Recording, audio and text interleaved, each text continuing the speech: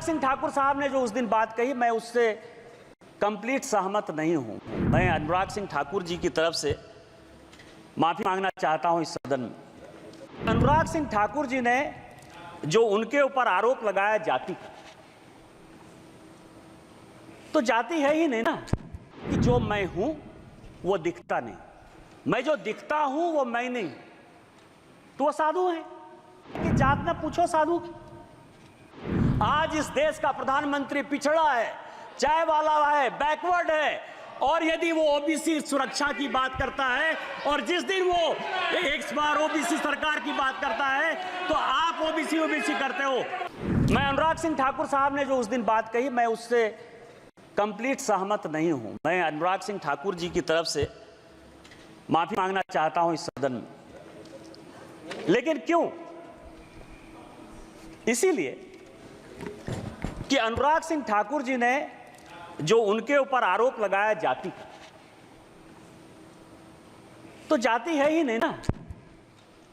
आप ये समझें कि वो कहते हैं कि जो मैं हूं वो दिखता नहीं, मैं जो दिखता हूं वो मैं नहीं, तो वो साधु है। और इस देश में कहा गया है कि जात में पूछो साधु, साधु का जाति नहीं पूछना है। और जब साधु का जात नहीं पूछना है तो अनुराग सिंह ठाकुर जी ने गलती कर दी कि उनसे जात पूछ लिया। लेकिन मैं आपके माध्यम से कांग्रेस पार्टी और सारे अपोजिशन से जवाब पूछना चाहता हूं कि आप ये बताइए कि इस देश में कई एक ऐसे लोग हैं जिनको की धर्म में आस्था नहीं, कई एक ऐसे लोग हैं जिनको जाति में आस्था नहीं है। वो अपना किस तरह से जातिगत जनगणना करेंगे? जिस पद पर राम सुभग सिंह, चरण सिंह, जगजीवन राम, अटल बिहारी वाजपेयी, इस तरह के बड़े बड़े लोग रहे, जिस जगह पर शरद पवार जैसे लोग रहे, वाईबी चौहान जैसे लोग रहे, उस जगह की गरिमा का क्या हरासमेंट कर रहे हैं इस बजट में अराजकता फैला के, इस बजट का नकारात्मक पहलू दिखा करके आप जातिगत जनगणना की बात करते हैं। इसी बजट में जाता है, यही टैक्स है, इसी टैक्स के आधार पर जाता है। और मैं स्पीकर महोदया, अध्यक्ष महोदया, आज मैं बहुत कुछ चीज लेकर आया हूं। मैं 1952 से लेकर 1990 तक का कांग्रेस का मैनिफेस्टो लेकर आया हूं। आप यदि कहेंगे तो मैं लेकर दूंगा 1952, क्योंकि उस दिन जो वित्त मंत्री जी ने कहा कि नेहरू ने यह कह दिया, राजीव गांधी ने आलोक मेहता को यह इंटरव्यू दे दिया, तो ये तो इंडिविजुअल कह सकते हैं कि राजीव गांधी का वो अलग से विषय था, राजीव गांधी का पार्टी से कोई लेना देना नहीं था, या नेहरू जी का पार्टी से लेना देना नहीं था।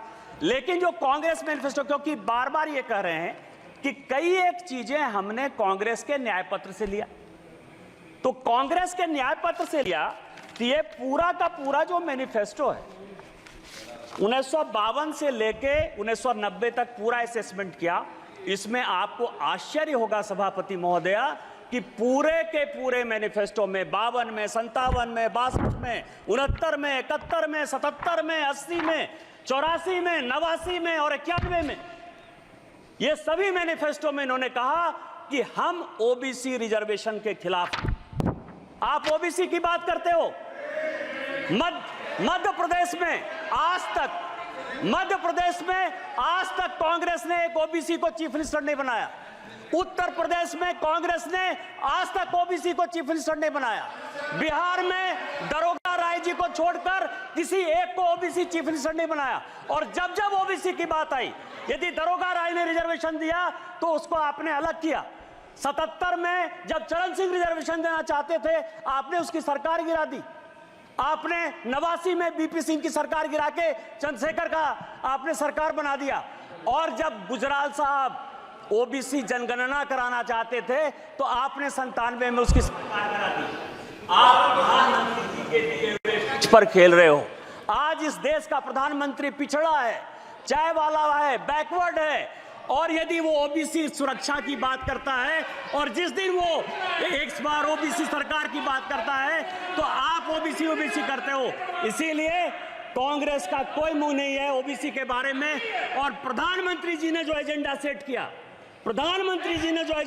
किया, कृष्ण की तरह चारों तरफ आप बिलबिला रहे हो और सारी ऑपोजिशन की पॉलिटिकल पार्टी कौरव की तरह प्रधानमंत्री के एजेंडे पर ओबीसी ओबीसी चिल्ला रही है और ओबीसी का कोई कल्याण यदि होगा, यदि आप में ताकत है, यदि आप में ताकत है तो 2011 में ओबीसी रिजर्वेशन जो कराया वो क्यों नहीं इंप्लीमेंट हो पाया?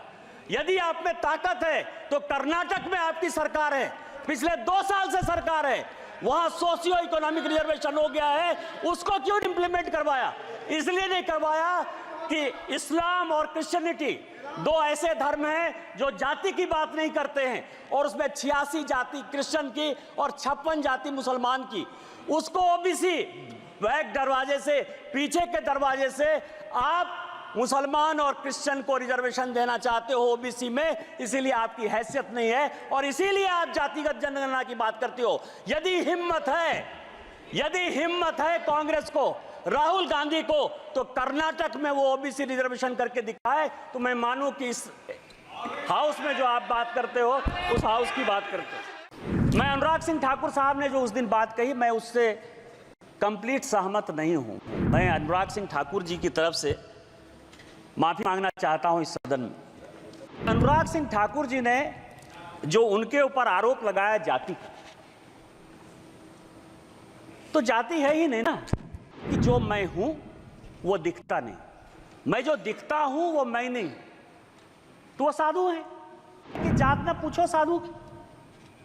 आज इस देश का प्रधानमंत्री पिछड़ा है, चाय वाला है, बैकवर्ड है, और यदि वो ओबीसी सुरक्षा की बात करता है और जिस दिन वो एक बार ओबीसी सरकार की बात करता है तो आप ओबीसी करते हो।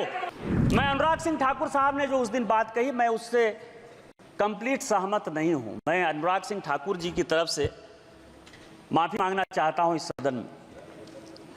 लेकिन क्यों? इसीलिए कि अनुराग सिंह ठाकुर जी ने जो उनके ऊपर आरोप लगाया जाति का,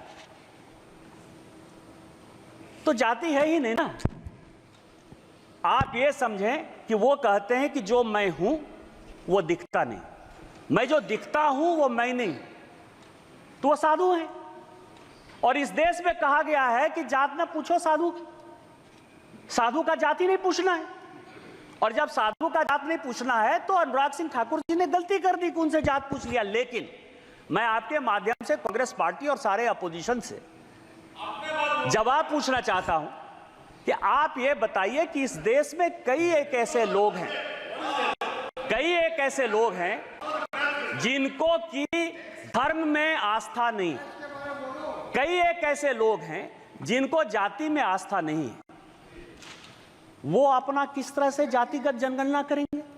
न्यूज नेशन अब व्हाट्सएप पर खबरों के ताजा अपडेट के लिए न्यूज नेशन के इस QR कोड को स्कैन करें।